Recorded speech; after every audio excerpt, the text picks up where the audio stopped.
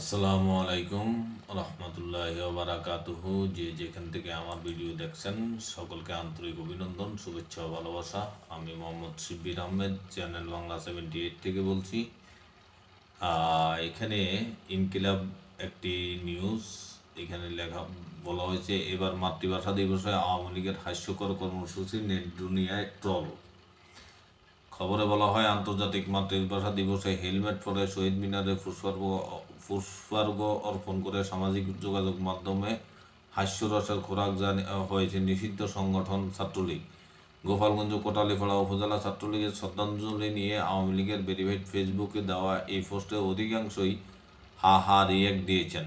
ছবিতে কালো কালি দিয়ে ডেকে দেওয়া হয়েছে ছাত্রলীগ কর্মীর শরীরের উন্মুক্ত অংশ। আওয়ামী লীগের পেজের পোস্ট দিয়ে শেয়ার করে ট্রল করেছেন নেটিজনরা। ফেসবুকে শেয়ার করে অনেকে বলছেন, এখনও গণহত্যায় ব্যবহৃত হেলমেট ছাড়তে পারেনি আওয়ামী লীগ। হেলমেট পরে শ্রদ্ধাঞ্জলি দেওয়া মাতৃভাষা আন্দোলনের শহীদদের অবমাননা বলেও মন্তব্য করেন অনেকে। তীব্র সমালোচনার মুখে 8 ঘন্টার মাথায় পোস্টটি আওয়ামী লীগের ফেসবুক পেজ থেকে সরিয়ে নেওয়া হয়। একই পেজে জামালপুর মাদারগঞ্জ উপজেলা আওয়ামী লীগ ও অঙ্গ সংগঠনের পুষ্পস্তবক অর্পণের একটি ছবি শেয়ার করা হয়। এই ছবিতে শ্রদ্ধার্ঘ্য অর্পণকারী ছবি ব্ল্যাক করে দেওয়া হয়। অন্যদিকে যশোর জেলা আওয়ামী লীগের বিভিন্ন অঙ্গ সংগঠনের 7 কর্মী একটি গাছের ঢালে হাতে ব্যানার নিয়ে শহীদ মিনারে দাঁড়িয়ে জয় বাংলা স্লোগান দিয়ে চলে যায়। এটিকেও শ্রদ্ধাঞ্জলি বলে প্রচার করে আওয়ামী লীগের ফেসবুক পেজ, যা নিয়ে হাস্যরসের মাতেন নেটিজনরা। শাহরিয়ার সজীব নামে একজন ফেসবুক ব্যবহারকারী লিখেছেন, গোপালগঞ্জের মতো স্থানে যদি হেলমেট পরে শ্রদ্ধা দিতে হয়, তাহলে এই দলের অস্তিত্ব সম্পর্কে আমার কিছু বলার নাই। এর আগে 18 ফেব্রুয়ারি পূর্ব ঘোষিত হরতাল কর্মসূচি ছিল ফ্যাসিস্ট আওয়ামী লীগের।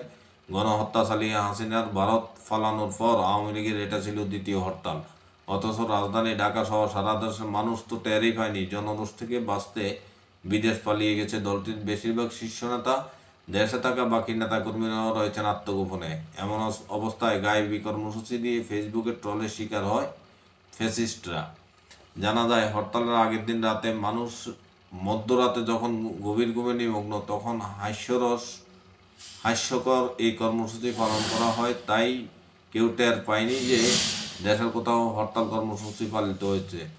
তবে ফেসবুক ফেসিস্ট আওয়ামী লীগের পোস্ট দেখে কেউ কেউ বুঝতে পারেন, নিশিরাতের ভোটের মতোই আগের রাতেই হরতাল কর্মসূচি পালিত হয়ে গেছে। সাতক্ষীরার মেঠে পথে মিছিলে দেখা যায়, সন্ত্রাসী ও জঙ্গি স্টাইলে 6 জন মানুষ বোরকা পরে সম্পূর্ণ মুখ ঢেকে মশাল মিছিল করছেন।